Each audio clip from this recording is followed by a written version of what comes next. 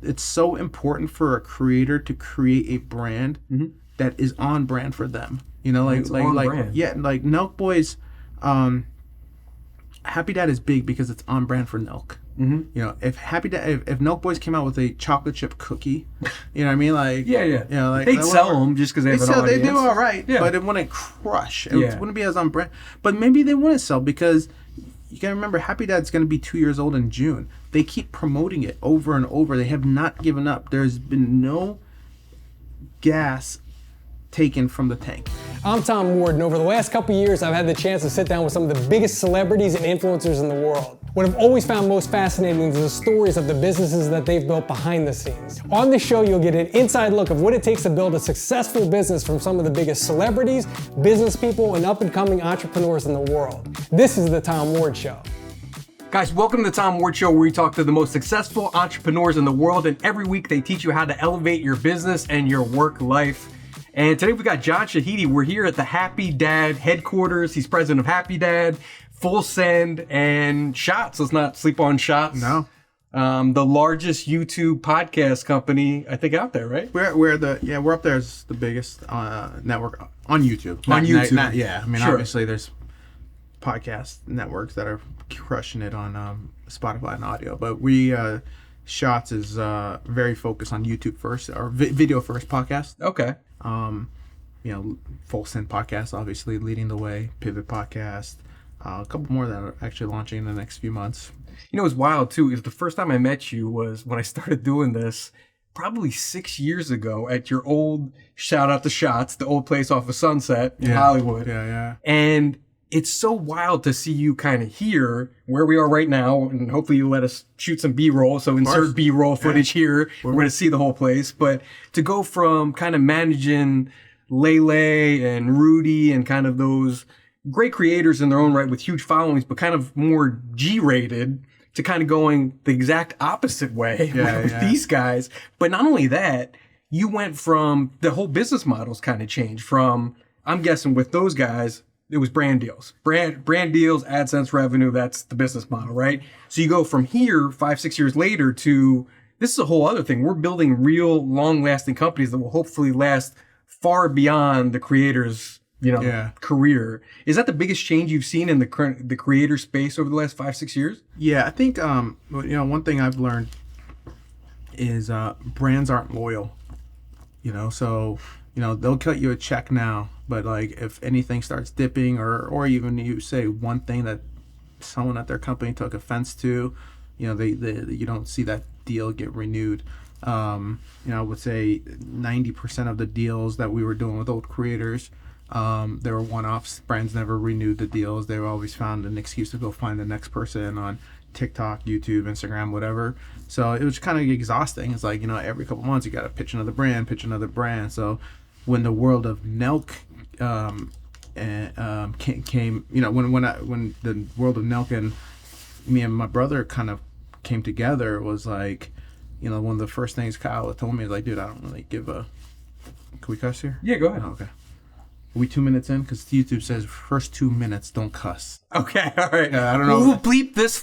I just don't want you. Yeah, okay. I just don't want your video get restricted. I want you're to see this. But yeah, so Kyle was like, I don't give a about brands. I want to build brands. I was like, dude, that's music in my ears. Like that's what we've been trying to do over the years. So, obviously, Full Send was already created by him and his partner, and but we came in and kind of helped take that to another level, but then Happy Dad, Happy Dad was something that we started from scratch, and I think it was a great example, which now you're seeing so many other creators, the D'Amelios, everybody, like Logan Prime, KSI, Logan and KSI doing their thing. I think obviously Mr. Beast, so I think I always say this is I think every creator is gonna have a product of their own. Maybe most will get into alcohol business, but those who can't get into alcohol because whether they're not drinkers themselves or their audience skews very young, they're going to create a product of some sort. Mm-hmm. And I think that's the future of creators. I think every creator is going to learn, and I think that's when brands are going to run into some trouble. Oh, for sure. So first of all, how did you even hook up with the guys? So how did you go from kind of the Shots crew to these guys? Like, how did that even happen? Well, our whole business kind of like the Shots business really fell apart during COVID. You know, we had to stop production because of California laws, and creators were afraid to create because they didn't want to get canceled. Like, they didn't want to post nothing that they were around other humans, or going to a party, that could be it if they get spotted out. I mean, even like there were some creators that would post like pictures with their parents, and they're like, dude, you're too close to your parents. You know what I mean? It's like, that all that COVID nonsense, which now, back then everyone's terrified. Now we're realizing it's whatever, but it's I think that really kind of hurt our business, because the problem is with YouTube is, the YouTube algorithm doesn't know you're not posting because of laws or whatever reason, mental health or anything. It just says you're not uploading. It does not care. The algorithm doesn't care. And once the algorithm doesn't like you, you're out. Like, it's very hard. That's why you very rarely see a creator take like a 3-month, 6-month, 1-year break and come back and still crush it. The algorithm's kicked you out. You always have to go. And that's something I really, I feel bad for so many creators, because the ones who know that, like, they just go against that pressure all the time. Nelk included. Kyle's always like, dude, create. I mean, they're not here. They, flew to Florida last second to do a podcast tomorrow, so there's an episode next week. Yep. It's like creators are always got to be creating, or the algorithm's just going to kick you out. TikTok algorithm's like that too. If you're not always consistently feeding the beast, the algorithm's going to find someone else, and then it doesn't look for you ever again.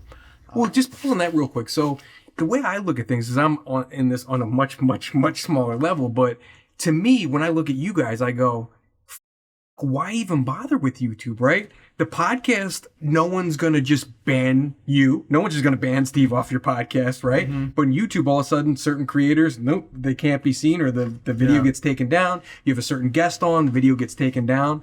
Why deal with all the headaches, and why not go, I'll stay with the podcast. People listen a lot longer than they watch, if you don't know that, right? A podcast listener, to me, seems almost more valuable because they're more loyal. You have more control over things. You don't have somebody sitting somewhere, just somebody at the office who can, shut your video down. You don't even get an answer. What happened? Why? Were you going to tell us? It seems, so why mess with YouTube? Why not just go all in on the audio podcast? YouTube's still the second biggest website in the world. It's the number one video platform in the world. It's the number one social network in the world. It's global. So, if we're gonna build these brands, we still need the eyeballs. We need people to see Happy Dad. Mm-hmm. I'm not drinking Happy Dad, but someone's looking at this right now. Yep. So we need that. Yeah. All that. So so we need the eyeballs. Do you guys do commercials in it, or is it just the commercial for Happy Dad? Do you still do, because I was watching some of the videos doing prep for this, and I'm like, I see a lot of Happy Dad, quote unquote, commercials, or it's just kind of integrated in the content. Yeah. But will you do just like a random Doritos or Pepsi brand deal in there too? Or do you just focus on, hey, we're just going to build our own stuff? We're looking to build our own stuff. We do have some partners though. Like, even though I said that about brands, we do have some great partners. Like Price Picks is a great partner of ours. Right now, I would probably say, but it's also on brand because the guys actually use Price Picks. Everyone in his office uses Price Picks. It's a daily fantasy app where you just select certain players to, score more or less points or rebounds if it's NBA, and you kind of like put them together and you create like your own mini fantasy team. We were already using it. We all have group chats. We have multiple group chats on who's, going with who tonight. So we were already using it. So when Price Picks came to us, we said, we already love your product. So sure, and they're outside the box thinkers at Price Picks. So they, so just like everything, like awesome guys, awesome product. It's not cheesy, it's fun. So to us, like, all right, we'll entertain this partnership. There are a lot of people who reach out that were like, not sure, the goal here is to build these channels, or even with shots, build the shots network to build more brands. And right now we've got a gold mine with Happy Dad. So, you know, the focus, you know, it's one of those sayings where, you know, if you strike oil, keep drilling. And the way Happy Dad's growing right now, it's like, you know, that's the primary focus. Okay. What was first when you guys hooked up? Was it Happy Dad, or was it the Full Send podcast, or did they already have that going on? What was the first thing you guys worked on together? It was everything. We talked about a bunch of different things. Optimizing merch, creating more merch, doing collabs with cool people. You know, there was a UFC collab, Mike Tyson collab, Snoop Dogg collab, the Baby collab, recently Hezbollah collab. So, you know, doing like cool collabs. I saw that video where you guys went to Dagestan. Dude, I was rolling laughing. Yeah. It's just so entertaining. I didn't go. I wish I went. Yeah, and he just got a collab with Market. You know, the streetwear brand too. I just saw they dropped a collab with them last week. That kid's killing it. Yeah. Not kid, that guy's killing it. 20 years old. Well, we just spent like 10 days with him. He was here. Really? Yeah, he literally just left 2 days What's he ago. like? Is he just always fun? I mean, he's very, very, very funny, but he's also sharp. Really? Like, he's super sharp. He knows what.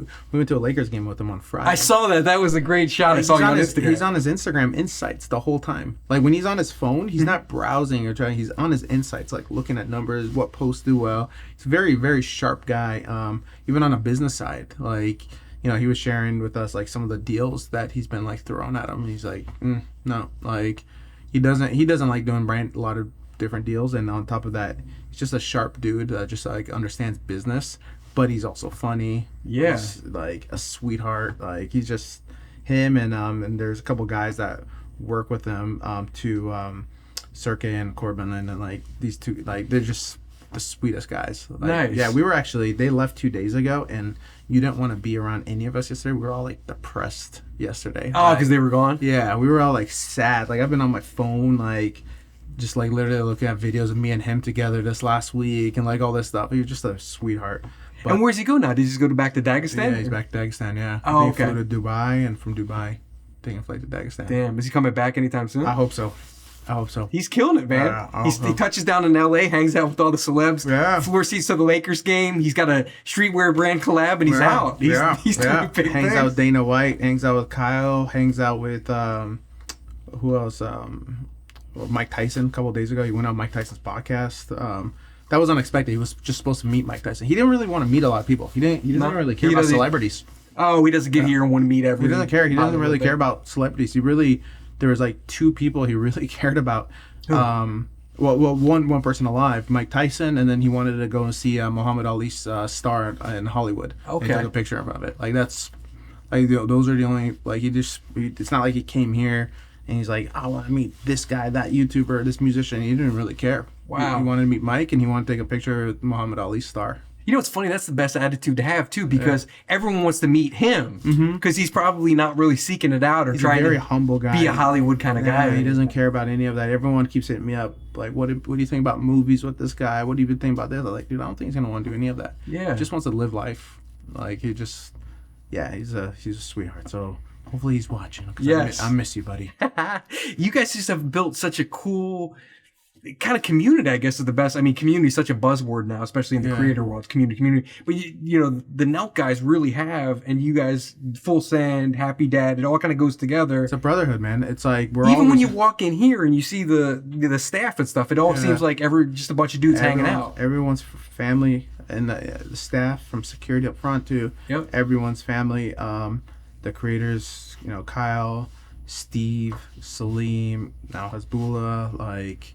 You know, everyone's like, you know, everyone's family, are you know, Gabriel, Aaron, Jimmy, like, we've got a pretty special team here. I think it makes coming to work fun. You know, I'm here pretty damn early, and I stay here till night. Mm-hmm. You know, I'm here almost every single day, and it's like, I love coming here. I love, you know, I usually wake up, every morning I wake up, text messages from Steve will do it. Every morning. Like, that's the first thing I see. I wake up at 4:30 a.m. What time's he up?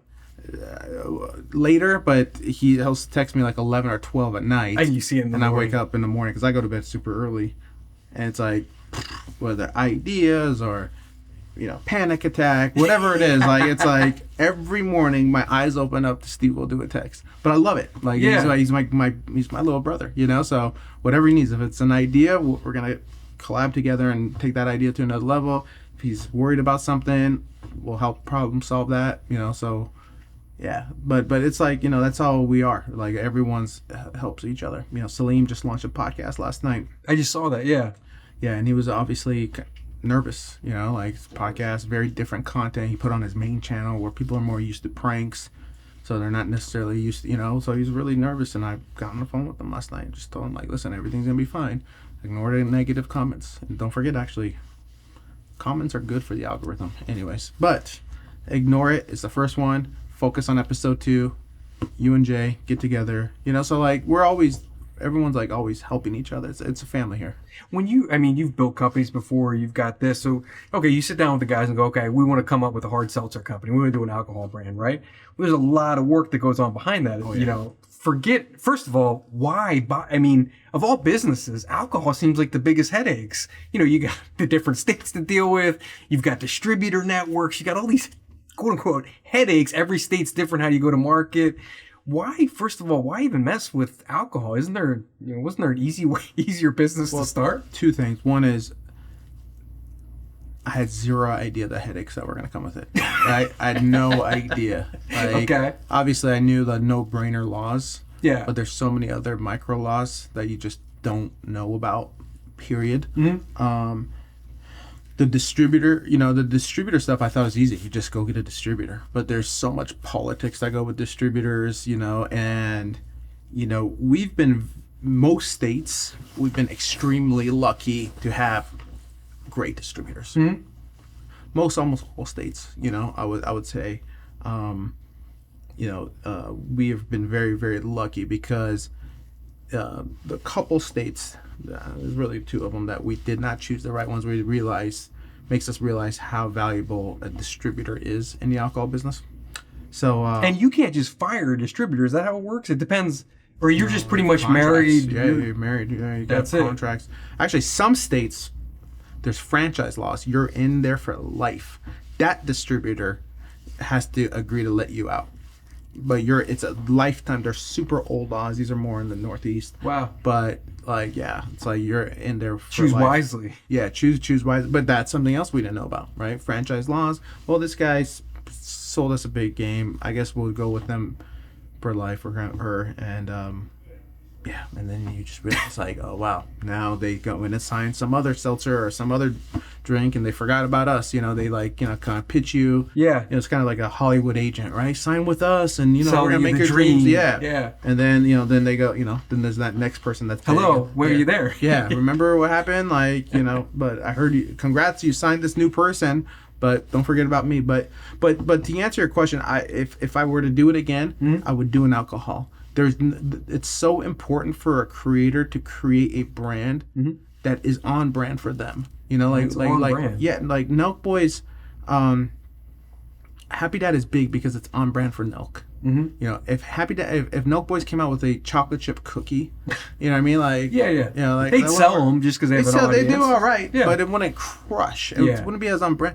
But maybe they wouldn't sell because you gotta remember, Happy Dad's gonna be 2 years old in June. They keep promoting it over and over. They have not given up. There's been no gas taken from the tank. Like, we're still fueling it, mm-hmm. fueling it because it makes sense. It's on brand. Yep. 2 years later, they wouldn't be able to still slang chocolate chip cookies. Yep. You know what I mean? Like it's only so much Nelk Boys could promote something that's off brand. Yep. But the alcohol's in everything. We wear it. We drink it. It's in the background of things. Like, I was just in an event. Do you know Sean Kelly? Of course. Yeah, I was at an event. He had some event the other night. I never go anywhere, but I ended up going to this. I walk in, Happy Dad hoodie on. Did you do a podcast with him? I saw something on one of your stories. Yeah. I'm going to go see him next weekend. He's going to have me on the show. Yeah, which is cool. But I walk in, he's there with 200 people. Everybody's looking at him. Boom, Happy Dad hoodie on.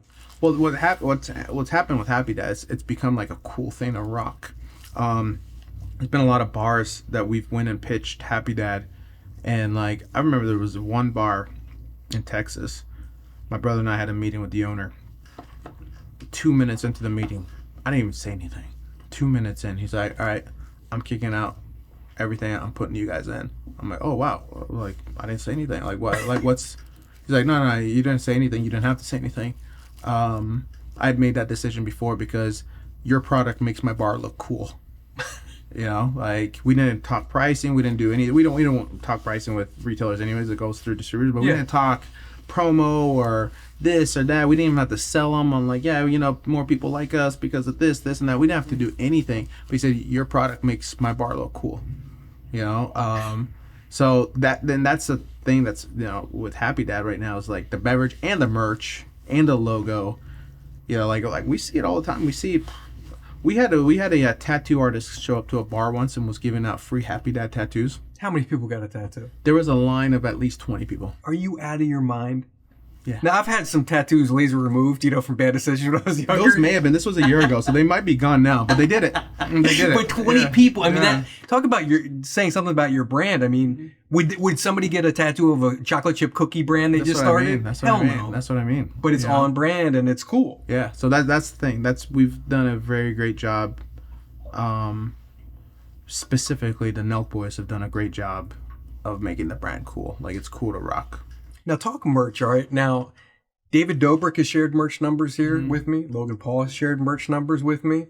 So you're going to share merch numbers with me, hopefully.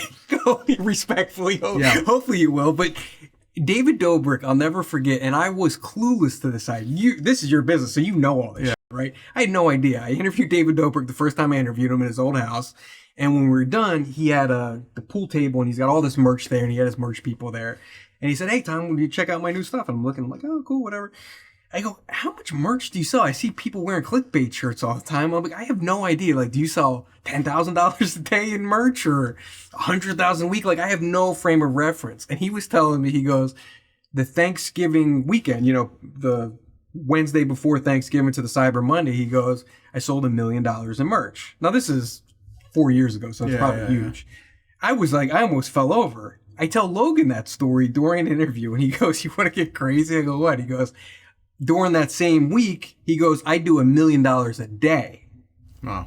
I go, $1 million a day in fucking merch. Are you kidding? I mean, this is the kind of numbers, like, what are you guys doing? Are you in that conversation? It depends. We don't do $1 million a day, but I mean, but that was just during the holiday week. I think it came out about a year or so ago. New York Times wrote a story, and we confirmed it was true. That I forgot the number, but it was like between 50 to 60 million a year is what we do in merch. Yeah. Are you kidding me? Now that number's changed a little bit because now we have two merch sites. We have happydad.com and fullsend.com. I got you. So that's combined. Yeah. So, you know, but well, who cares how you split it up? That's a lot of money. Yeah, but one thing you got to understand, and this is like, I hope whoever's listening didn't just clip that part and you keep listening, is no. There's a lot of expenses. No, not you. You know, like, he said this. No. But don't forget, like, that's not profit. We do a lot. That's not profit. No. A lot of expenses. You know, between the two companies, we have over nearly 100 employees now. Do you really? Yeah. Wow. Yeah. Between both companies, and Shots, if you include Shots in there, definitely over 100.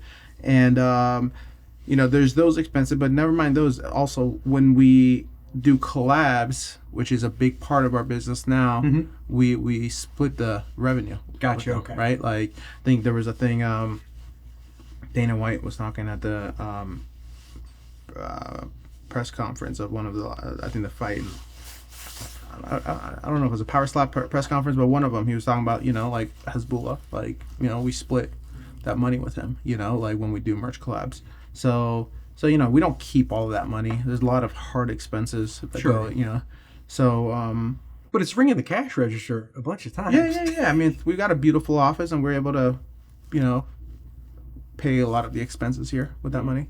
But it's good. It's a very difficult business though. You know, it's because that's what creators lived and died by before, right? That was the old model, right? Brand deals, and we got hoodies. Yeah. That seems like how it used to be. Yeah, it's not a focus for us. It's not a focus because we do it because it's nice to have people rocking this because they become a billboard for what we really care about. We care about beverage sales. Okay. You know, like that's what we want people to go into the stores or go on their favorite delivery app, Instacart, GoPuff, Drizzly, whomever, and and buy the drink. You know what I mean? Like that's we're building this business to, we're in the liquid business. Everything revolves around that. That's the core goal. It sounds like. Yeah, I mean, even everything leads to that. Yeah, if you see the podcasts, almost every podcast, Happy Dad, and not even Happy Dad. Yeah, it's nice when the podcasters are wearing the Happy Dad merch, but you see a 12-pack or a can. I have a long day today, so that's why I'm not. It's a little too early to crack one open, but usually I'm cracking one open on a podcast too. So it's usually something that we always, on the podcast we'll always have. And if someone's not in the mood of drinking, we'll just display a 12-pack. But we're just trying to build that brand. So, the 12-pack is very important in the podcast because the 12-pack is what you see when you go to the store. So you're watching this podcast, you see the 12-pack, you go to your local grocery store, you see the 12-pack on display, you're like, fuck, that's what I saw on that podcast. Grab a 12-pack. Yeah. It's wild because it seems like, we're about the same age. It sounds like it used to be the motto would be, take a Howard Stern. Howard Stern's I grew up with him, right? He's the best to ever do it. $500 million deal with Sirius. Yeah. The guy's the greatest ever, right? And I want to get to it. He gave you guys a great shout out too, which was awesome. Yeah. That's crazy. The old motto was you pay him and we're on all the commercials behind him. Right? He's going to sell Budweiser. He's going to sell Doritos, all that. You guys have kind of taken that out and it's like, no, we're the entertainers, but we're also the owners. And we're going to give you the content. We're going to provide that because that's what you love us for and we love doing that. But also we've got a great product that we stand behind that we've built. We think you guys will like too, that, that's part of our content as well. Yeah. And that seems kind of like that's the model going forward, like we talked about before, not just with those guys, but all the big creators are doing it. And to some extent, you're seeing it kind of trickle down to that, the creator with 1 million or 2 followers on Instagram or 1 million or 2 subs on YouTube, they've got their own hard seltzer or they've got their own makeup line or whatever. So it seems like it's trickled down. Well, imagine this, man. Imagine Howard Stern. Howard Stern's always big, but imagine like Howard Stern late 90s, early 2000s. Imagine he fucking launched a tequila, right? Imagine that, and like every celebrity, every rock star, every porn star, every girl that came on his on his Sirius show or his radio show, like had to take a shot with him. You know what I mean? Like imagine like that, and that take a shot of whatever. You know, Howard's tequila. Like. But it wasn't even a thought back then. Yeah, but imagine if he did that. You know what I mean? I know he's got $1 gazillion from his radio deals, but that's a $5 billion brand right there. Howard Stern tequila launched 25 years ago. Oh my god! So I think that's the one thing. Now Howard Stern's different because he gets $1 gazillion from a paid subscription radio station. So so they've got they've Netflix money pretty much. Yeah, that's a different thing. But Netflix money without the crazy expenses that Netflix has, right? Yep. Video servers and shit.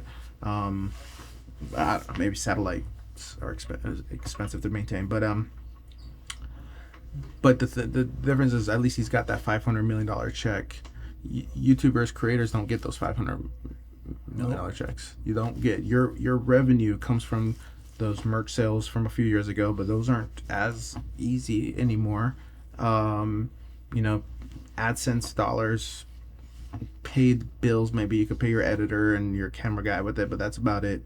Brands, like I said, are not loyal. You're going to get that one check from whomever. You're a female creator, you get that $200,000 CoverGirl check. CoverGirl's not coming back, bro. I gotta tell you that right now. They're going to ask for the 10 posts or whatever they ask for, and that's it. They're not coming back. Because there's always a younger, prettier girl out there, and you're constantly fighting that. There's always, look at TikTok, man. Yep. Every 4 months, literally 3-4 times a year, someone comes up to me. You see this girl on TikTok? Yep. Look, she's blown up. It's Alex Earl, but there's going to be another Alex Earl 6 months from now. Yeah. I hope she crushes it though. She's dope. Yeah, she is though. She might be here to stay. But she has this is something that's really important with creators. What? You gotta have a solid team as well. Yeah. You gotta have a fucking team. You can't just do this shit on your own.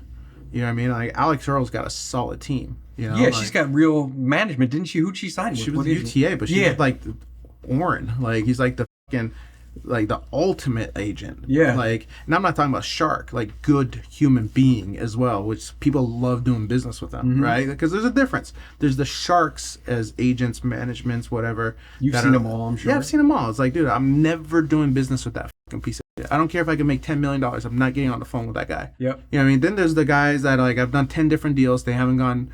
They went south. They didn't do well, but the guy's a sweetheart. I'll get on the phone with him. Yep. Now Oren is a little different at UTA. Like he crushes it, and he's a sweet person, and that's who Alex Earl has on her side. Oh wow! So that's like, when I heard that, it's like, all right, this might be the one that's gonna be here to stay. Oh, I mean, she was put on numbers when she came out. I'm like, I haven't seen that since Emma Chamberlain. Yeah. Like these, I mean, this. I think Oren's Emma Chamberlain's agent. Oh, is he really? Mm-hmm. Yeah, I'm pretty sure. I know she's with UTA, but I'm pretty sure.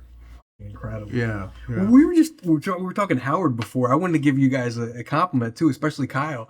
So I listen to him all the time. I'm a big fan. Kyle, if you're listening, you got to come on this show. Yes, Kyle, come on, man. I love you. Kyle could spit some business with you. Well, it's wild. So I'm listening to Howard, and it really showed me how 2023 is different now. He's playing your OJ interview on his show. I did hear about that. And it was wild because 5 years ago, Kyle who? Yeah. OJ's on Howard. Yeah. Well, OJ wouldn't be on Howard because Howard's been calling him a murderer these things for 20 years, right? Yeah. But he would be on a show like that. We did too a little bit.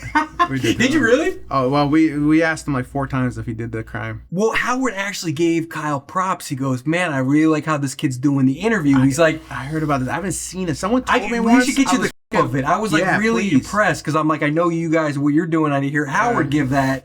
Like kind of it's kind of almost like the mainstream given. I mean, because to me, he's the greatest interviewer ever. To him say that to Kyle, I was like, wow, man, he should really like pat himself on the back for that one. Yeah. But he was just saying like, what a good job he did interviewing because, you don't, giving an interview is tough. You've done them. I do these. Especially when you want to get something out of somebody, you don't want to be like gotcha journalism either. Yeah. But there's like, it's all finesse. You kind of have to give a little and then kind of hit him here and then kind of come back, circle back. Yeah. And he just did it masterfully. He really did a good job with the juice. I like that. Yeah, that was a crazy one. How'd you guys even put that together? Bro, you know who Bob Minner is? Wait, how do I know that name? He was a host of the podcast originally. I know. Yeah, okay, yeah. Yep. But anyways, he knew OJ's guy, and he connected me with him. Okay. And he connected me with him, and OJ's guy was like, yeah, we'll see, and we the boys really wanted him on, so we were like, all right, what if we offered some money? We never offer anybody money, but you don't pay for guests, right? We don't pay for guests, okay. But we're like, but they wanted him on, and Bob and everyone were like, dude, it might be worth it. Like, is OJ pay to play? He's not showing up without a check, or what? That's what we assumed. Okay. So hit up his guy. His guy's like, listen, it's not about that for him. He's got to like you guys. Okay. So I was like, all right, sorry. I was like, the last time I'm asking, offering money for a guest. And so anyways, it's like, this was like, I forgot, over a year ago. And then his guy hit me back. He's like, hey, would you guys still want OJ on? I was like, I think so. I asked Kyle, and he's like, yeah. And I was like, hey, listen, but we can't offer the money. He's like, no, we don't want the money. OJ saw the Elon episode. There was 3 podcasts that he saw. Elon, Mark Cuban, and one other one. I forgot. Talk about some guests, man. Yeah. Anyways, I don't know. It was one other one that he saw, and he's like, he's actually a fan of this. He would like to come on. Oh, wow. All right. So that's where we set up. And where'd you do it at? In Vegas. Okay. Yeah, in Vegas. There was actually a restaurant. We try to go to restaurants that carry Happy Dad to show them love, give them a shout out. Nice. And I said, hey, what do you think about this restaurant? And he's like, actually, OJ loves that restaurant. It's down the street from his house, blah, blah, blah. Mm-hmm. So we did it there at a restaurant in Vegas. I didn't go. I was too nervous because I knew they were going to ask the question. I didn't know how he was going to take it. So I was like, all right, I'm going to set this one back. I actually have a meeting in Atlanta. I'm just going to knock that meeting out while you guys do this. I flew to Atlanta. I literally flew to the other side of the fucking country. 3,000 miles away. I'm going to knock out this Atlanta meeting. Let me know how it goes. Yeah. What was his reaction, OJ's? I mean, I think Kyle did a good... play it. You guys could have got to play it. Well, insert clip here. We'll put it right in. Yeah. When you die, are you like in any way scared to face God? Nope. I look forward to it. Yeah. As I said, I know where my weaknesses were. As I said, I regret being unfaithful. You know, I think I made up. Hopefully, I made up for it in my other deeds. But we'll see. Yeah, because I meant, like, obviously there's so many rumors, whatever, but only you really know the truth. So I guess... No, I'm not the only one that knows the truth. There's others that know the truth. Yeah. People like what? Like who? Who did it? People know? No, I don't know if people know, but somebody knows. Do you have any way to like respond to that? Like if you had to answer who did it? No, I'm not even going to talk about that. Yeah. I'm not going there. But I think he did a good job. I mean, he wasn't disrespectful, I don't think, in any way. But, you know, he gave the audience what they want. He did. He found the balance of that. Yeah, he found the balance. It was funny. It was funny. How do you guys, with the behind the scenes, right? So, I mean, somebody watching this, everybody wants to have a podcast now. So like everybody does have a podcast. Yeah. I heard, you know, I do a lot of prep for these things, which if you're trying to start a podcast, these things don't just happen, right? There's hours and hours that go into this to make this seem like a natural conversation. So do your homework. But when I was doing my homework, I found out that you actually help rate some of the questions. What's like, so you go, okay, there's a great picture. We'll insert that of you and Elon Musk. Talk about as big as guest as you can get. Yeah. You get Elon. Now what? What's the behind the scenes? How do you guys prep for an interview like with Elon? Do you give him notes? Do you guys have brainstorming sessions? Like, what's the behind the scenes? No, I usually write the questions if I come up, if it's like a guest that I help book. Okay. Because like I know that person, I know what'll make that person comfortable. I want that person to feel as comfortable as possible, but also I want it to feel like Nelk, a little bit edgy, but not disrespectful. And on top of that, like, you know, what does Kyle want to talk to him about too, right? Because like some things that Kyle just doesn't really care to talk about, you know, like, so. You know, just kind of finding the balance. Like, you know, it's like even back in the day with like when I was in the music business, like I would help some of the artists that I work with, you know, come up with whether it was a producer with the melodies and the production of the songs, the beats, or even like the songwriting. But like you gotta like, it's very very similar to that. Is like you gotta put yourself in their head and like almost and just kind of be in the guest head. In the host. Oh, with Kyle. Because I would come up with the questions for the host. Oh, I got you. Okay. The guests actually rarely ever see it. I think one time I think it was Mike Tyson. He's like, "Oh, there were questions here the whole time." Right? No, that's not for you, sir. But yeah. So I think it's really you got to put yourself in like, and the questions are usually, they're usually for our hosts, and you just gotta kind of put yourself in their head and just be like, all right, like what would they want to ask? They don't always ask, by the way. Like I'll put, if it frustrates me, I was like, dude, like I put up, 20 questions, you asked one. You know, like they don't like but it kind of sets the tone, right? That one question, asking Mark Cuban about his worst Shark Tank investment leads to talking about business and other opportunities, and it led to them talking about Happy Dad, and it's like that one question will help kind of set the tone of the podcast to now the Mark Cuban one was mostly about business and Elon and Bill Gates and stuff like that, versus like talking about maybe something else that's more topical, which is what most people would do is like, hey Mark, what'd you think about the Warriors game last night? Blah blah blah. That might be relevant for a couple more days. People forget. You want evergreen. And that's what the Mark Cuban or almost all our episodes. Very very important. It's so tricky to find the balance between evergreen and topical, because topical gets clicks.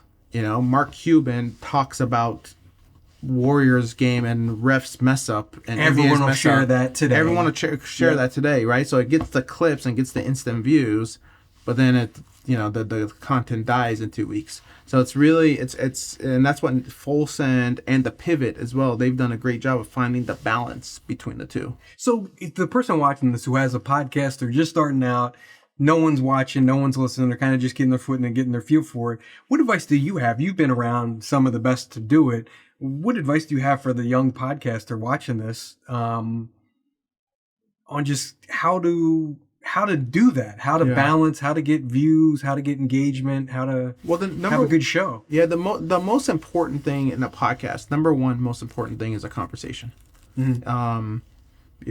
Nice equipment, which you've got great equipment here. Like that's important, but not as it's important. not the most important. It's not the most important. I mean, remember when David Dobrik had his podcast, the old one? Forgot what it was. Views. Yeah. It was him on a couch with a microphone. You know what I mean? Like there was zero, I don't even know if he had a camera guy. He probably just hit record and started filming it. Yep. A great conversation trumps everything. Yeah. Yep. And what does a great conversation mean? You could talk on topical stuff, but also you got to get someone to, it's kind of like when you were kids and you would like listen to someone's phone call.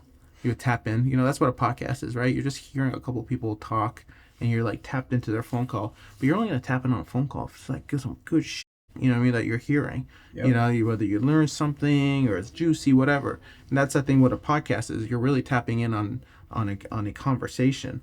And so you got to like kind of learn, if you're not juicy, you got to learn something from that podcast, which is why Joe Rogan, in my opinion, is so powerful. It's like, dude, like not only do I learn something from Joe Rogan episodes, I learn something from every one of his clips. That's why his clips do so well. Like I could watch a 5-minute clip, I learn something. Yep. And I could take it away and I could come back, and if I'm going to dinner, and it could be something about gut health or the pyramids in Egypt. Yeah, testosterone, just anything. Yeah. Yep.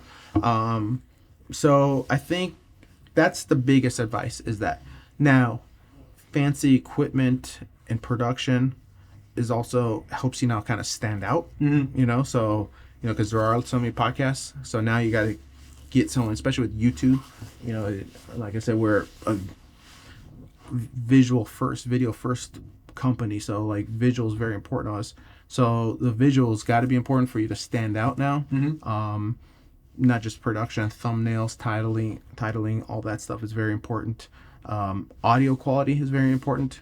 Many people, most people listen to podcasts with their AirPods, whether they're, at the gym or on a walk or whatever. And if they're not listening on it, they're most likely in a car commuting. So they're on car speakers, so audio is very, very important as well.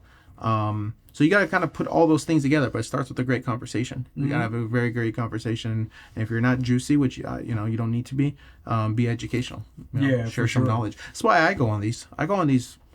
Because I like to share everything that I've learned in business, because I think most people who listen to me on a podcast, especially that's why I wanted to do yours, is I know they're like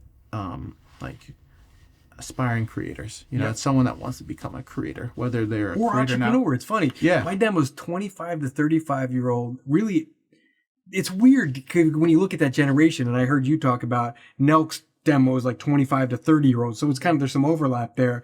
But they're entrepreneurs / creators. It's kind of all together now. But entrepreneurs are creators these days. Yeah, it's kind of like that's what I mean. When I think of an entrepreneur and a creator, is the same thing to me. You look at them, because you can't just gone are the days where the 25-year-old doesn't want to just own a dry cleaner because it has a good cash flow. Yeah. It's like no. Maybe I'll own some dry cleaners, but I'm gonna do it cool, and we're gonna have a ridiculous Instagram page, and we're gonna do YouTube videos. Yep. You're gonna meet my family who works there, and I'm gonna make funny TikToks, all that stuff. Like the Twitter's gonna have personality, you know.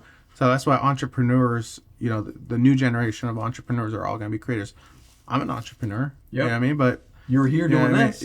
I'm doing this, You're on shows. There's not a single post on the Happy Dad social medias that don't get ran by me. You know what I mean? Like, usually it's me, Kyle, or Sammy, who are kind of like coming up with the content. You know what I mean? Like, but I'm not in those videos, and I very rarely like to be in them. Yeah. But coming up with the content on the Happy Dad now, Happy Dad's Instagram's got 1 million followers.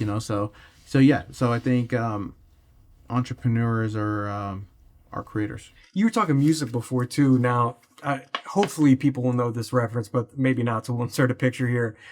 You kind of remind me of you're like the Rick Rubin of creators, kind of. If you don't know who Rick Rubin is, shame on you. He's, in my opinion, the greatest producer that's ever lived. But, he's not a musician. He doesn't know how to play. Oh, I didn't know that. He doesn't know how to play. He doesn't even work his own board. Oh wow! He has engineers who do that. He sits down with the artists And he's got kind of just a Zen approach to things and maps things out and sets things in motions. And he's a relationship guy. Hey, you should get this songwriter on and you guys could come up with something good together. Yeah, and it seems like that's kind of your almost kind of like a Zen approach to, I don't need to be the star. Like, I've got some experience. I know the way things work. And I think this would be a good question for you. Or I think this would be a good collab for you guys. Or I think this would be a good business to get into. But it doesn't seem like it's John show. It doesn't seem like John Shahidi says do this so everybody. It doesn't seem like, it seems like with everything you do, it's more of a collaborative approach. Yeah. Is that how you structure your life and business? Yeah, I think so. I mean, I think Zen is a key word there. You know, I'm very, like, what you see is what you get with me. You know, like, I like to. I'm 43 years old, and I've owned a business since I was 18. So What was your first business? First business was a cell phone store. Was it really? At 18? Yeah, cell phone store. So I've learned, immediately after high school. In fact, I kind of dropped out of high school to do it. I didn't finish getting my diploma, but I've learned a lot since I was 18. This was when I was 18. I think it was 1998, 1998 or 1999. Now, like, I've learned a lot, and I think with the creators, especially Kyle, Steve, Salim, I like to share a lot of the things that I've learned from the past. I've also had some failing business. I had a failing alcohol. We launched a tequila. How long ago? This is 2007 or 2008, before social media was a thing. We had an alcohol. It's actually with the partners that we have with Happy Dad right now. Like, I called those guys again, said let's give let's give alcohol a second chance. So I've had businesses that have failed. I've had alcohols that have failed. I've had businesses that have done well. Shots is a great example. Shots started as a YouTube network. Didn't do well as a YouTube network because couldn't make money. Pivoted to apps. App didn't make it. Went back to YouTube network. Crushed it as a YouTube network with Shot Studios. COVID hit. Got it hit in the head with a brick during COVID. Brought it back. Now it's a podcast network. Now the podcast network is incubating brands. So I've been through a lot of shit, you know what I mean? So I think for me, it's really important to find good-hearted, talented creators and share with them my experience in life and my experience at business. And if I've attempted with many that didn't work. Some won't get it, some will. And I think that's why Kyle and Steve and Salim and the boys here are so successful, is because it's their brain, their creativity, and as minimal roadblocks and hurdles as possible, so you could just get there. Just get on that train. I tell these guys, you guys are captains of the train. Just go, stay on the rails. Some people are gonna fall off the train. Some people are gonna jump on. You just keep going, and I'm gonna help you go. I'm gonna make sure the track's there, and the train's moving, but you guys just take this train and go. And I think that's kind of the empire we've built here. When you look back, I mean, going back, because I didn't know you were at this, you're 18 years old, and you've come across, like you said before, there's some people who will take you for everything you've got, and this one transaction, you never want to see him again. Then there's guys like that agent you mentioned too, that he's a shark, but he's a good guy, and I'll deal with him as long as he's in business. I'll work with him. If you look at all the people you've dealt with in business, is there one common trait that the successful ones all have? They're not bridge burners. They don't burn bridges. And I think I've seen that they're, Elon told me this a long time ago, is life is long, life is not short. Like, people you knew 20 years ago, in the case of my partners at the alcohol company, alcohol failed. We still stayed together, we remained friends. So, alcohol failed 15 years ago. 15 years later, I'm calling them with, let's do this again. And then within 24 hours, they were at my house with samples and everything. We were ready to go with Happy Dad, so I didn't burn a bridge with them. I could have told them, like, you know what, company failed, you're responsible, for all the old bills. Yep. I'm out. I'm gonna go make a social media company with my brother. Yep. You know, but we didn't do that. We ended things good, nice. So when I needed them 15 years later, because I met the Nelk Boys and I promised Kyle that we're gonna make the best alcohol in the world, and I've got the partners to do that, and these guys came and helped me do that. It really does. In anything, it really does come down to relationships. I mean, we complicate things, and you can go get your MBA, and, take all these granular courses and everything. But really, at the end of the day, whatever business you're in, like I said, if you have a dry cleaner, you have a social media company, or you have an alcohol brand, it really is just about relationships. And some people either, it seems like, I've been around, it seems like people either get that or they don't. Yeah. And the frustrating thing is, for me, is the ones that don't, you can't shake them and make them get it. They just don't. Yeah. You Nothing just- you can do about it. You stay with the ones who You just stay clear of those people. That's what I do. Yeah. I just, I like to focus on the people who actually help add value to my life. So I focus on them, and I don't try to waste my time changing people. I'm very good with cutting people out. Yeah. I'm very, very good. I've started doing that on social media. What do you mean? If someone says something bad, I just hit block so fast. Do you really? Oh, instantly. Before I was like, damn, why did that guy say that? Like, I never block. I just laugh. I don't even fuck with that it. block button's become my favorite button recently. It's Hasbullah said something funny the other day. He said his block list is larger than his followers list. Like, I was like, dude, you and me are the same, bro. Like, same. Yeah, it's my favorite thing to do right now is block. Well, your other favorite thing to do is building businesses. So talk about Happy Dad. How's it doing? Talk about your successes. How many states you're in? Good. How's penetration? How's it looking? Yeah.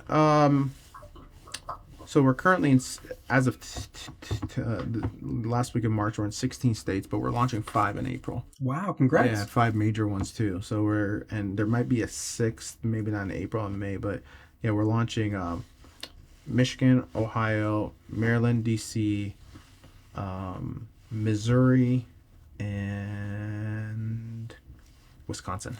Okay. Yeah, and then we just started adding because it helps Virginia and DC is Maryland and DC, Virginia. Okay. So we're now trying to accelerate launching Virginia as well.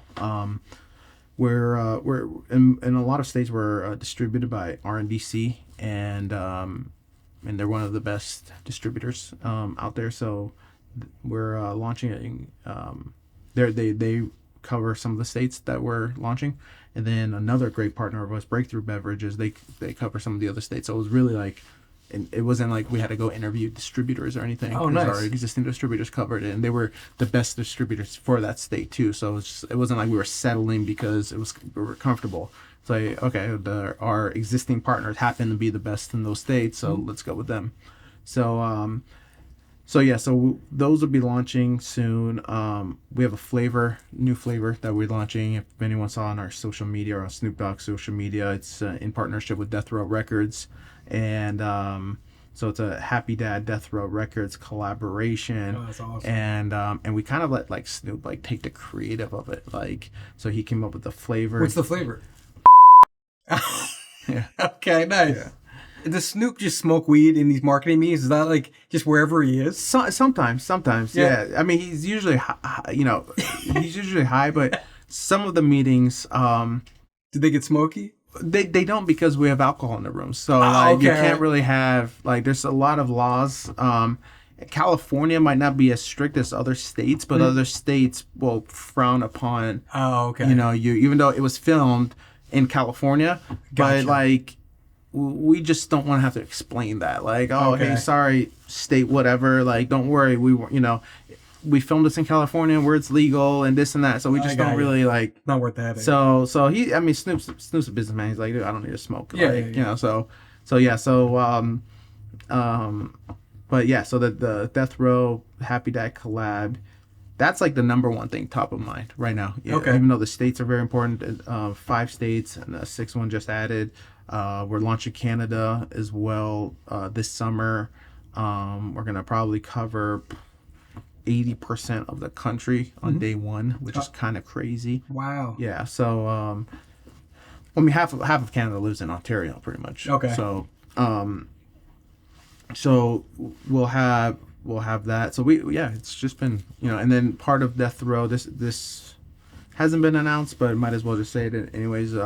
Part of the Happy Dad collab, Death Row collab. There'll be a Happy Dad Death Row merch collab as well on happydad.com and on Amazon.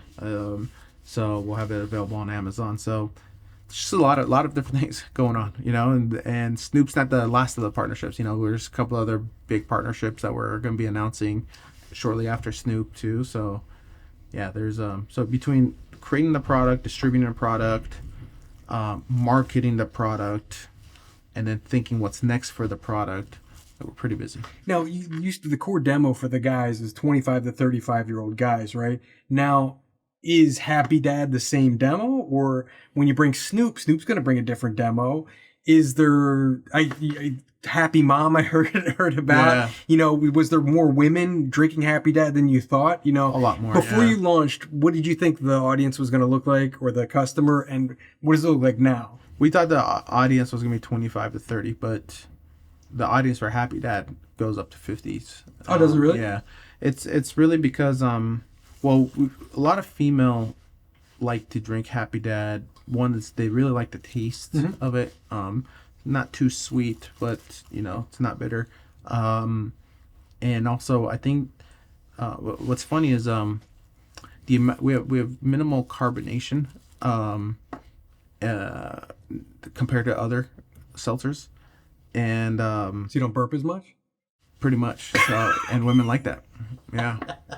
That was by accident. Actually, it was by accident. We did that, and we realized, gag reflex, everything. Like women love it because of that. They're like, I don't burp. I don't, that's led to like a lot of women. And that's why we're doing Happy Mom, because like the only thing is I love Happy Dad, but why Happy Dad? Like, where's Happy Mom? Yeah. So, all right, ladies, we got you. Well, first of all, why Happy Dad? 25 to 30-year-old guys these days usually aren't dads. So where's the name Happy Dad even come from? Why Dad? When we were creating Happy Dad, the mood boards that we had in the room were all. It was pretty much all like Happy Gilmore, the movie, with the mood boards. Okay. So we were just like, what if there was a drink in that movie? What would it be called? And that's where Happy Dad came out. Yeah. Okay. So the mood board, like the whole idea was golf, funny golf, have a good time golf, not serious golf, not PGA golf, but like funny golf. What is funny golf? Happy Gilmore is funny golf. When you think of funny golf, you think of Happy Gilmore. And so that's like all our mood boards and everything was all based around the movie Happy Gilmore, which, so that's where Happy Dad came around. Is that how you launch a brand? If you're sitting down with, hey, John, here's creator C. She wants to create a brand. She doesn't know what she wants to create. Is that what you do? Do you start at that level, just kind of drawing it out as a mood board? Yeah. What are you into? What do you like? What's the vibe? Yeah, what colors do you like? But, everything. Like, what are the colorings? Happy Dad, one of the things that we really wanted is we wanted it to look like a beer. If you even if you see that truck, like that truck looks like it's from like the 50s or 60s. Yeah, for sure. That toy truck. It's like, it looks like Happy Dad could be a 100-year-old company. It's like, it's really just like nostalgic branding behind Happy Dad that we went after. So, so that was kind of the idea. It was like nostalgic, but fun, golf, beer, something you could drink at a bar while eating your burger, watching a game. Like all these different things were like thoughts and ideas that kind of built the brand. And you talked too about, it doesn't stop with Happy Dad. You said your vision, you said that you had two visions, which I liked. You said Barstool Sports, and shout out to Dave Portnoy, because I think he's one of the most underrated media guys from the last 20 years that no one seems to talk about. I don't know why. So you got to interview him. I would love to. I was supposed to do it in the Hamptons What happened? last year, but the timing didn't work for some reason. I had a wedding to go to, and he only had one. I can't get enough of Dave Portnoy on podcasts. He's the greatest. I just listened, when he was on Rogan, obviously I listened to that. Yep. He was on Theo Vaughn. just did something else. Oh, Impulsive the other day. Like, Oh yeah, Yeah. Logan does a great. Shout out to Impulsive too. He does a great job. yeah, Great job. yeah. Logan's great, but Portnoy. can't get enough of Portnoy. Like, No. you know, And I just want to talk to him about business. I mean, you got to get him talk on, about Dave. just podcasts. I mean, signing Alex early on, and look at what she's doing now. I mean, Which Alex? Call Her Daddy? Call Her Daddy, yeah. I mean, dude, a lot of people. What's his name? Caleb? Caleb, he just keeps developing talent. He can spot us. Busting the boy. Like, yeah. $1 million worth of game. Yeah. Like, that's one of my favorite podcasts. And they love him. Like, they And always like, BFF with Josh Richards. Who would have Yeah. thought that would be great? I mean, what kind of on paper that doesn't even make sense. he told me he was doing that. We had dinner with him a couple years ago. He told me he was going to do that. I hope he doesn't remember this, but he told me he was going to do that. I was like, you sure you want to do that? I remember saying that to him. And I interviewed I'm like, Josh, and like around that time was Yeah. going on, I'm like, Josh seems like a nice enough kid. I'm I like, didn't know much about Josh, but now I love Josh. Yeah, I love Josh. I love the girl too. Brianna. Yeah. Brianna, like, no, now it's like one of my, I love. But at the I love time, the it show. seemed like a terrible Yeah, I idea. remember I told him we were at Catch dinner 2-3 years ago, and I was like, but now I hope he doesn't remember me saying that, because he is a I told you so type of guy. So, but yeah, that's crushing. I mean, everything. I love the guy. You got to get him on here. Oh, I would love to sit down with him. Man. You got to send me this clip, and I'll send it to him. Done. Say, Well, first he'll say, I told you so. no, he's gonna say I told you so to me. Why do people sleep on him? Is it because he's so Portnoy? outspoken? Yeah, because to me, I look at him, because I realize you sit down and do enough of these. Sit down with these people. Because he doesn't please people. He doesn't give a. Well, do Yeah. people realize people play a character when the camera's on? I mean, I don't even think he's a character. You think man. he's just- I is he know him. always like that? Yes. is it really? Yes. Yeah. He's not even a character. No. No. And he knows what I'm talking about. We get into some arguments sometimes. Yeah. Like, I'm arguing with a guy that talks on, like I'm not going after you, Dave. Like, I'm Yeah. good. Like, no, he's And didn't He's he fucking start out? What was the story? Like he was hustling. Like didn't he have like a newsletter or something, right? Yeah. I remember hearing stories where he was fantasy newsletter where he was actually handing it out and putting on. or bets or something. Yeah. Yeah, like he was. I think he's I've said this before. I think he's one of the greatest sports entrepreneurs out there right now. Like, if you take For away sure. all the like the franchise team owners and all those people that no one even knows their names, like sports entrepreneurs, he's top 3 greatest. I'd even go a step further and say media entrepreneurs. Yeah. He's a media guy when you think about it, right? Yeah. He's got websites, he's got channels, he's got podcasts. He's got that. He's got alcohol. He's got this, high. I mean, he pretty much put high. He's on the reviewing map. pizzas. He's got that platform. Like, yeah, I fucking love him. That's why you gotta get him on here. We need more Dave Portnoy podcasts. So is that kind of where you see Full Send? Is that kind of the model there? Is that kind of, do you look at him for some, hey, we'd like to be, if we can get there in 5-10 years, have other shows. So it's kind of like what you're doing with the network anyway, Yeah, right? I think anyone that wants to be in Cool Network would probably model themselves after Barstools. Sure. I think they're the ones that really nailed it, and I think newer generation's gonna want to be, just like you're a tech company, a hardware company, you want to be the Apple, you looked up to Apple, everyone, Apple this, Apple that. I think if you're in the sports or 25 to 30-year-old male business, like you look at Barstools and what they've done. For sure. So I think, by the way, I know he's just sold it, but he's still running the company, and it's still Barstool's still It's gonna be still making him. moves. And they sold to Penn, which is like one of the biggest iGaming companies out there, right? So you're gonna see so much disruption when it comes to sports betting, with the Barstool brand. I already see it right now, like you already kind of see it, but I think there'll be more with that too. So, but yeah, I mean, I think anyone in the media world that's in the business we're in would probably look at Barstools. And you look at the other side of your business too, right? You got consumer goods, right? You have beverages, you have beef jerky too. We've got board jerky. I read that you kind of look at yourself like Pepsi. A lot of people don't realize they think Pepsi and they go, okay, maybe they know Dasani, but you know, they used to own Taco Bell and KFC and Long John Silver's maybe. Yeah, Pizza Hut. Yeah, Pizza Hut. I mean, they had everything in the food and beverage space. They had a little piece of everything. Is that kind of what you're looking to build? Yeah, with Happy Dad, I mean, we kind of look at Happy Dad as like, you know, I say this a lot, like Happy Dad is not just a seltzer company. Like we're not in the seltzer business. What business are you in? We're in the shelf space business. You know, so we've got the relationships with all the different retailers. Mostly, not 90% of Happy Dad sales are out of gas stations, convenience stores, grocery stores. 90% plus. So we've got those relationships now. So what more can we do while we got those relationships? Because they love us. They love working with us. They love our product. They love our brand. They love our marketing, the support, the love we show. So what more can we do with them? That's why we're launching Board Jerky. Board Jerky is our beef jerky brand. 4 different flavors launching this summer. There'll be other products. You know, we're looking at other products. Some maybe in alcohol, some in the junk food space.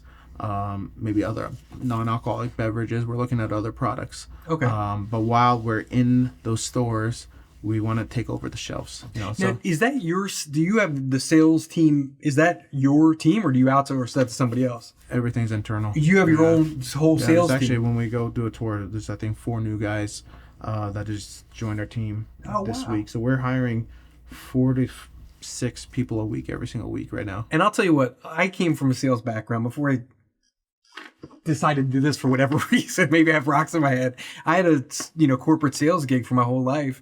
Explain why sales is a good job. People kind of in the tech and creator space, maybe sales isn't cool. Maybe it's kind of like an old school career, but I mean, you can make a ton of money and it's a pretty fun, enjoyable job. If the brand is right, I was before you came here. I was talking to our new hirees, and I said, it's very, very, very easy to sell something that's great. Oh yeah. Yeah, I mean, it's so easy to sell something great, and I think that's where Happy Dad kind of fits right now. It's but why you don't have to fool anybody. You don't have to. Yeah, exactly. You don't have to fool anybody. You're not. Whatever. You're not a used car salesman. I always tell like a lot of the retailers that took Happy Dad on. I used to tell them this. I used to say, hey, I know this looks like you're doing me a favor by carrying Happy Dad, but you're gonna see, actually, I did you a favor, and now they see it. It's like, like the resales are through the roof. We're adding more SKUs. We've added single flavor packs. We added fruit punch. We brought in banana. We're launching the Death Row collab soon. Happy Mom shortly after that. We have a 24 pack coming out. We have 24 ounce can coming out. So we have all these different products now that people are actually buying. Like, they're going to the store because we're doing the proper marketing. Everything we're doing, from our social content, the content that's integrated into the Nelk channels, all our podcast content. And we're, if you listen to any of our podcasts right now, we shout out 3 to 10 new bars and restaurants that carry Happy Dad on these podcasts. Steve will do his podcast, is doing it. The Full Sim podcast is doing it. Salim's is gonna start doing it. Like, we show the love back. This is like, Full Sim podcast, #1 podcast on YouTube right now. How much would it cost to get your bar or restaurant? They could never afford it. Never. Yeah. Like, if someone called me and said, shout out my bar or restaurant on your podcast, I'd be like, all right, yeah, or okay, cool, $100,000. You know what I mean? Like, we're giving them that. You marketing. Still there? Yeah. So what happens when they show up at a bar? So I know you can't do that for all your partners, because these guys have lives. But I see you on on Instagram and stuff when they do this. What happens if they're in a bar in Tampa who just got it? Well, it depends. So they just went. It was on all of our social, like an absolute zoo in south of Florida, Key West. Okay. Key West. But it was spring break. Oh, that's right? awesome. So it was crazy. Yeah. Like, it was, But forget spring break. There's a bar in Missouri that's open and you decide you want to go to it. Yeah. What do the guys bring in when they show up at a grocery store or a bar or whatever? Well, I think, there's 2 things that really happen. And I think publicly, there's always a crowd that shows up. Of course. Word spreads and a crowd shows up. And there's some customers that show up, but the truth is when they show up, they just showed up while the boys were there, and they dipped. Oh, okay. So, but the follow up is very important for us. The follow up meaning like we'll always show that bar or all the bars, that even the ones that the boys didn't show up, it's love on socials. We add all of them on our website. happydad.com gets over 100,000 visits a day. Unique visitors a day on happydad.com.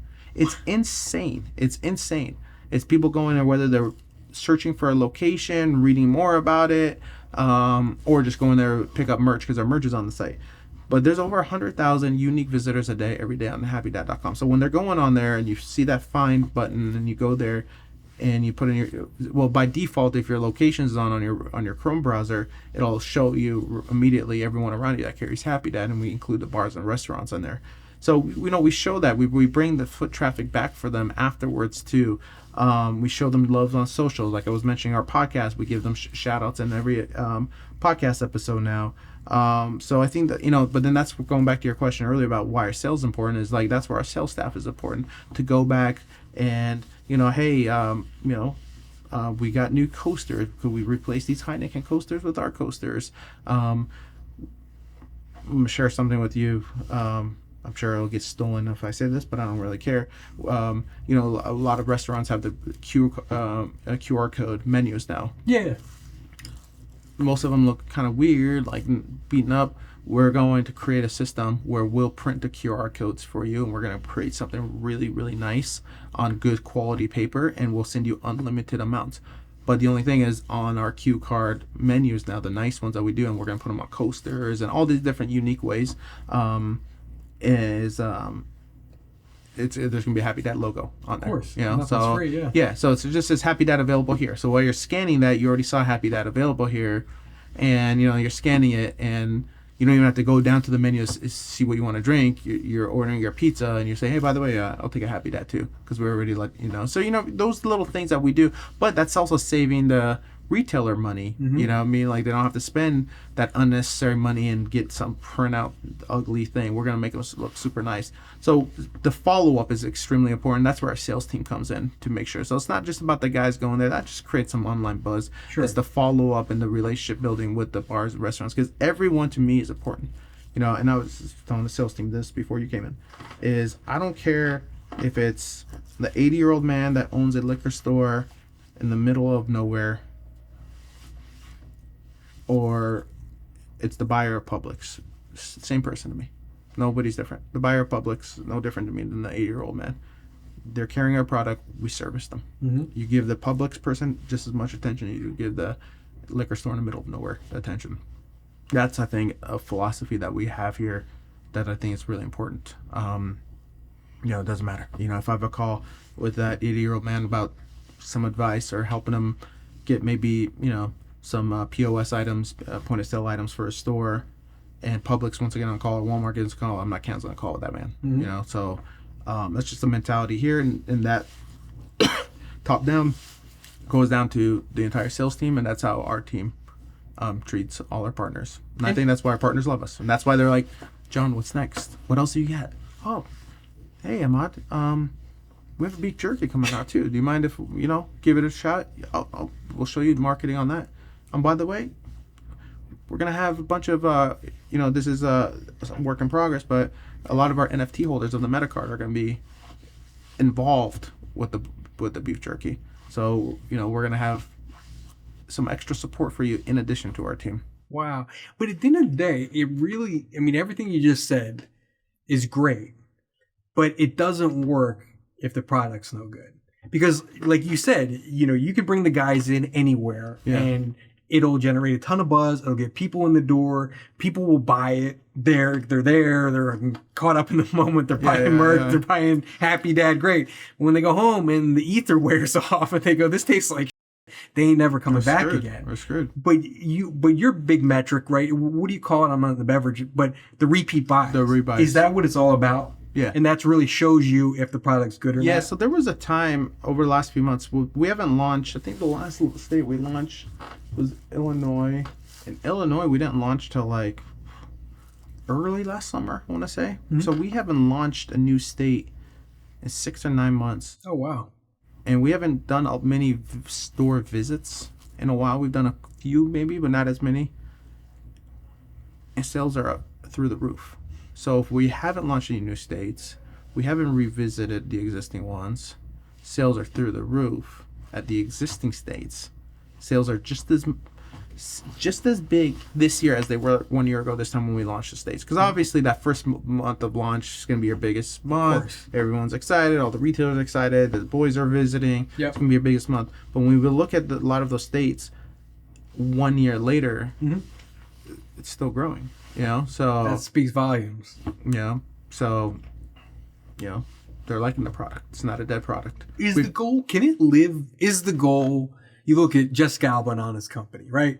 When it first came out, it was Jessica Alba, that she was the brand. But now, you know, I've got, my kids are older now, but when my wife would buy diapers or something or a product at Target, Honest Company, Jessica Alba wasn't on my wife's mind. It was, this is a good company. They make quality products that are safe for our kids. Do you imagine Happy Dad and all this moving beyond the guys? It has to. Is that the goal? Is that how these creator brands have to, if they're going to survive, they have to live bigger? It has to be bigger. It has to be bigger. It's Beats by Dre ended up being way bigger than Dr. Dre. Yep. You know, Vitamin Water ended up being way bigger than 50 Cent. Yep. You know, Casamigos ended up being way bigger than George Clooney. You know, so it's got to, or else Mint Mobile. That's the latest I didn't even know he owned it. It's crazy. Who knew? Ryan Reynolds, I had no idea he owned it. Yep. Until I saw it. I was like, what the f***, he owned that? He got paid like, yeah. Like, yeah, it's got to be, the brand has got to be, but that, you know, the and that's the beauty of our partners. They want that too. You know, like they don't want, because the ego sometimes says, no, throw my name on there. Like this and that. This has got to be about me. Yep. And, you know, like when I said earlier, you know, Happy Dad sales on happydad.com are growing. That's taken away from Folsom.com. You would think the Folsom boys would be like, wait a minute, we can't let that happen. They're not. They're like, dude, no, Happy Dad's got to be its own thing. That's got to grow too. It could have easily been Full Send Seltzer. It could. Or Kyle Seltzer. It almost was. Steve Seltzer. It almost was. Yeah. It was almost called Send Seltzer. But we're like, dude, this is going to be too tied to us, you know, to Nelk. So, yeah, I think you got to kind of let go of the, you know, the ego. And Logan and KSI's name's not on it. It's Prime, you know. So you got to let go of the ego and, you know, and allow something to be bigger than you, you know. So trying to think some examples, but the brands are probably dead, so I don't even know what they are, but there are, you know, I mean, even like creators merch in the back in the day, you know, it's like Full Send is Nelk Boys merch. Yep. You know, and there are some merch pieces that say Nelk on them, but most of the sales are Full Send. But the creators that just put their name on the shit, you know what I mean? Like, who bought that? Yeah. You know, like, you know, I love so and so. You know, it's like, all right, you sold one of that. They probably got made fun of for wearing it. And now, never you know what I mean? again. Like, never wore it again, never bought it. Yeah. Like, you know, but, you know, Full Send still years later, repeat customers. You know, anytime there's a new drop, the same customers are coming back buying again. I think that's a great, you know, thing to end on, right? Whatever businesses you are, just let it. It's got to be bigger than you. You know, Nelk Boys are massive because Nelk Boys' name is bigger than Steve and Kyle, and then now, then Full Send ended up becoming bigger than Nelk Boys, and now Happy Dad's becoming bigger than Full Send, and that's where you build an empire. That's what these boys are building, an empire, allowing one thing to be bigger than the other. And you can bring people in. You can bring Slim in. You can bring Snoop in. It's not just you. Yeah. When it's just you, there's no room for growth. It's you. Exactly. And you can only be in so many places at one time, right? Dana White's huge, but UFC's bigger, and he allowed that. You know what I mean? He allowed that. Yep. You know, like a lot of people, like my dad, for instance, he knows Dana's face, but he doesn't know Dana's name, but he knows the UFC. You know, but Dana allowed that, and that's why UFC's worth billions. You know, and still killing the game. You know what I mean? Like, yeah, it's an important thing. You know, allow the brand to be bigger than the creator. You know, couple questions for you, man. Yeah. What's the best piece of business advice you've ever gotten? I don't react quick. You know, I don't. You seem pretty even keeled. Yeah, I just, you know, whatever it is, even if someone wants to on my day, I just sit back and I think, and if like, you know, if I want to take someone out, you know what I do? What? If there's someone that needs to be block 'em? taken out, well, I block them. But that's on social media. That's just if someone wants to be taken out, because if they're dumb enough to come at me, I just let them take themselves out. You know, people self-destruct. You know what I mean? So let them do it. You know, so you know, in business, I think a lot of people try to come at you for all different reasons, jealousy, hatred, whatever it is. I don't really react. I just stay focused on what's on my plate. Nothing is going to change my to-do list today. Nothing is going to change my to-do list. Laser focused on that tunnel vision. So if something tries to come at you, just people end up self-destructing. You're right. What do you think are some of the best industries that get wealthy in 2023 for the young entrepreneur watching who wants to start something, doesn't even know where to begin?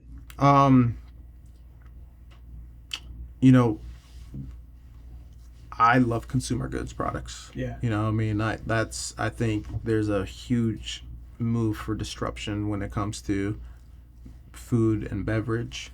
You know, I think, you know, when I say I'm in the shelf space business, I think these shelves have been occupied by companies that are decades and, you know, hundreds of years old, over 100 years old. And I think it's time for like the new generation to take over, you know.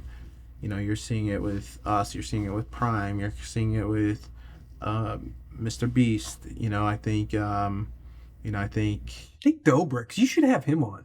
I think, but I talked to him. I was just interested. I told Dobrik this. This is what I told him. David and I talk work a lot. Yeah. And he wouldn't do video though. He would only do audio. He wouldn't go on camera because of his thing with YouTube. Okay.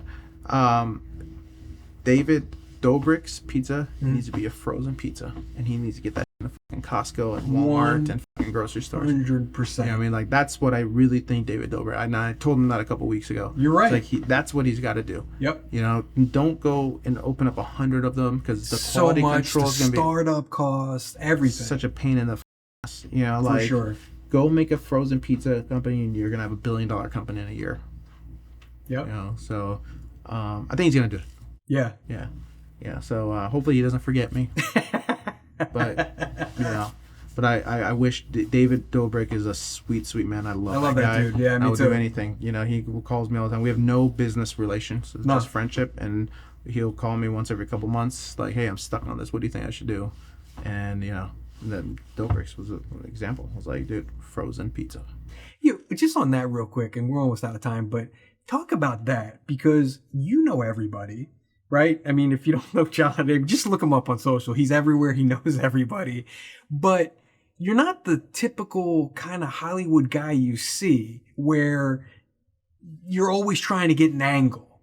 That doesn't seem like, you seem like the opposite of all the other people that I kind of see out there, where it doesn't seem like you're always looking to get something right now out of this. A lot of people look at relationships like transactional. What can I get out of this person right now? Okay.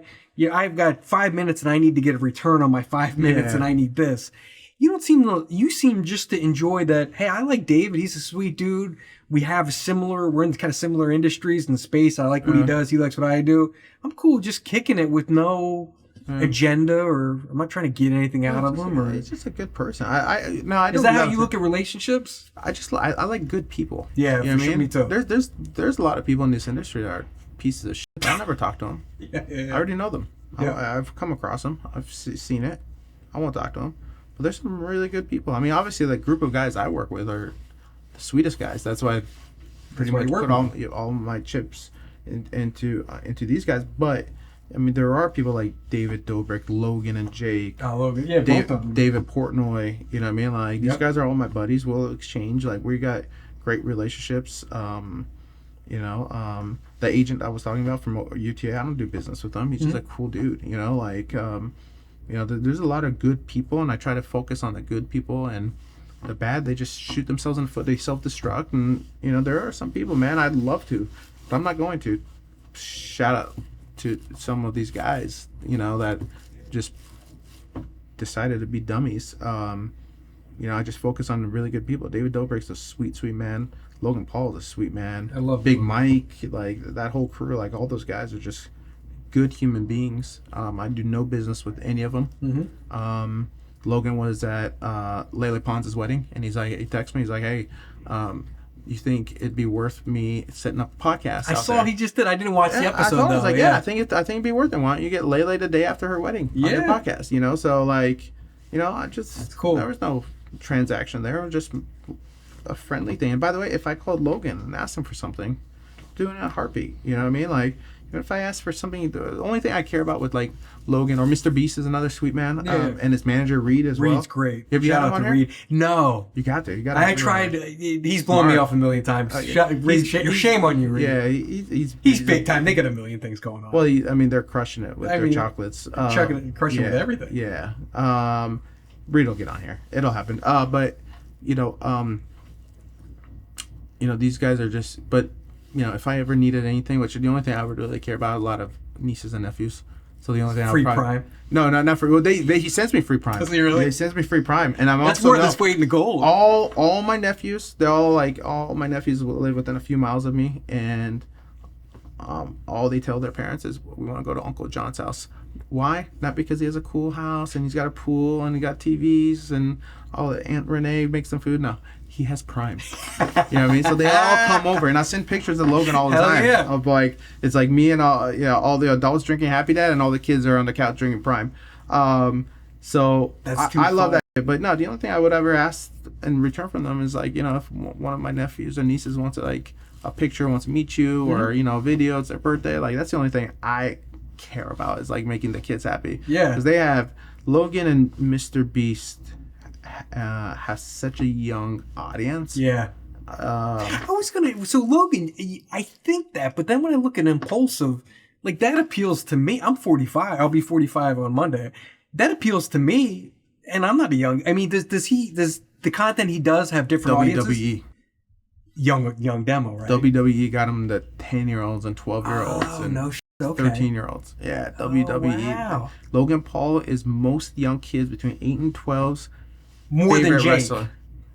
He, in that demo, you think Yeah, he's because bigger Jake than kind of now? because Jake He became a aged up. villain. Yeah, villain and aged up, but like a funny villain, right? So guys like me and you now laugh at Jake Paul content. It's like, it's like, yo, he's fucking funny. He's trolling this guy. This is hilarious, he's the best. So now we started doing that. But Logan, because of WWE, got the 8 to 12-year-old, which I don't know if he did. I don't think he did this on purpose, but this happened for him. Is now it's just crushing it with Prime, because I think maybe he was trying. I don't know his marketing plan and idea. I don't know if he was trying to go after us with Prime, targeting the 30 to 40-year-olds. But what he ended up getting is the 8 to 12-year-old, which is fucking Great. jackpot. Yeah. Jackpot. So, yeah. So I think Now he needs an alcohol brand as they age up to get him into that. I don't think he will. I think, well, I think that's why he got into energy drinks. Oh, okay. Yeah, I think to get Prime him as has they an get energy older. drink. Yeah, because Okay. I think it's going to be very tricky for a very long time to pivot from drinks for 8 to 12-year-olds to Yeah, that's true. alcohol. I think that's why you don't see Pepsi in the alcohol business, because It's a mixed message, kind of. Yeah, because you have Gatorade, and Pepsi is always targeted to the youth. You know, so I think that's why Pepsi doesn't have an alcohol brand.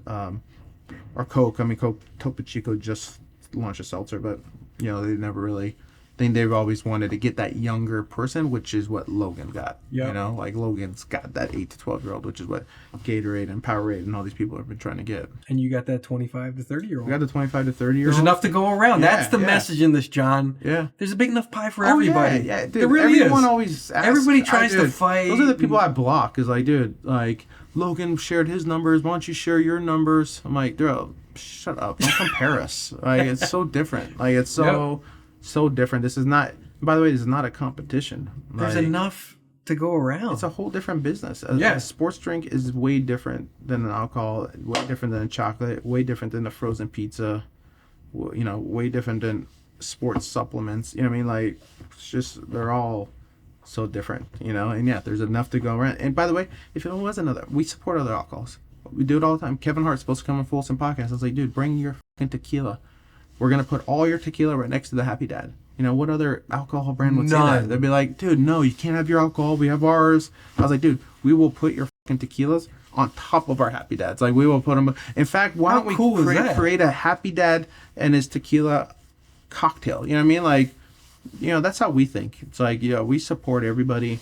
By the way, I got this from Dana White. Dana White has an alcohol. He has a whiskey. Oh, I didn't know He that. supports the shit out of Happy Dad. Yeah. You know what I mean? And so what do we do for Dana? We support the shit out of his whiskey. Mm-hmm. No interest in his whiskey at all. But what's different about you guys? Like you said before, that 100-year-old brand, Jack Daniels, would never do that. But you're right. This industry does need younger perspective to look at things and go, that's the way things were done, but that doesn't make sense to me. We don't have to continue to do that. No brand would ever allow another brand to be next to theirs, especially in the same world. And they might even argue that a beverage is a beverage, whether it's Prime or Celsius or something. Don't put it next to ours. We want people drinking this. Yep. That's not how we think, dude. Come and do yourself. There's plenty of business. Happy Dad's gonna be good with or without anybody. You know what I mean? Happy Dad's at this point doesn't need all the attention. And Happy Dad's gotten to this place because we've always been supporting. We've been supporting Dana's whiskey from day one. We didn't stop supporting his whiskey. And when he's got a whiskey and he's got all these deals with UFC and his beer companies, he's still supporting Happy Dad. You know what I mean? So it's just like, that's just the right way to do it, because I've said this before and I'll say it again, is like, I think life is long, life is not short. You know what I mean? Like, we're here for the long game, not the short game. I think that's a great place to end, man. Good. I mean, what better message than that for the youth out there? Yeah, well, that's what I hope whoever listening, get off your ass, go do something, you're going to figure it out. Don't give up. I think that's the thing with social media is like, nothing is overnight. You know what I mean? And whatever. People think it's overnight because of social media. What moves fast burns fast. You know what I mean? So, it's probably not a good thing if it's overnight. Sometimes some people are overnight sensations. It happens. There's one Alex Earl and there's one Emma Chamberlain where it happens like that. But what did those two do? They went and found proper teams. Yep. You know what I mean? They never like, I got this, me. Nope. There are a lot of influencers out there like, no, me. I don't need nobody. Where are they? But like Alex Earl, Emma, Call Her Daddy Girl. Yeah. They've surrounded themselves with the right teams. And they had talent, found their voice, and worked their ass off. I read that like Dave wasn't paying her a ton of money. I think she was making like $70,000 a year for several years when she was at Barstool. She wasn't getting rich, but she knew that was her shot, and she was going to work her ass off to build that audience. She worked her ass off.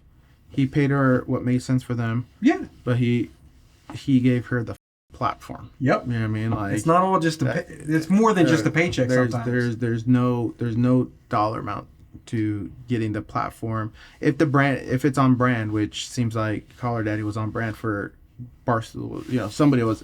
I've never listened to Call Her Daddy, but I think until lately I watched the Chelsea Handler episode a little bit. But back when it was underneath Barstool, I never watched or listened to Call Her Daddy, but somebody did, right? Yeah. Like that platform, like somebody liked what they were talking about, and look what happened with her. So yeah, it's and by the way, when she hit the fan with all that drama that they always talk about, because I love listening to Dave on podcasts, she never burnt a bridge with him. You know what I mean? And now he's always talking about praising her. You know what I mean? And they have no business relationship, doesn't seem like, but he's always life is long. Life is long, right? She didn't burn a bridge with Dave Portnoy. Nope. So. Well, thanks so much, brother. It was a real pleasure. It was an honor to sit down with you. Guys, make sure you listen to the podcast too. If you can't, you can watch the whole video. Make sure you subscribe and turn on notifications. New interviews every Tuesday with the most successful people in the world. So thanks so much for watching, guys.